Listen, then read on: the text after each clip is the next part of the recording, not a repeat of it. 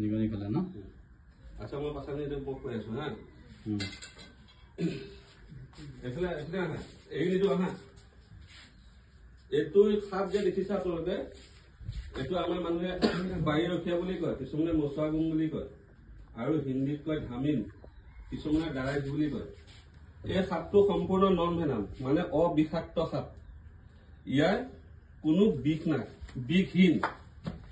ই এতিয়া ভেকুলীটো খালে, খাই লৈ বমি কৰিছে। আৰু ইয়াৰ বিষয়ে আমাৰ ভুল ধাৰণা কি আছে যে মচুৱা গুমে নেজেৰে কোবাই বুলি কয়, হয়নে নাই? এতিয়া চাওক মই নেজডাল তাক খুলি দিছো, কোবাইছে নে?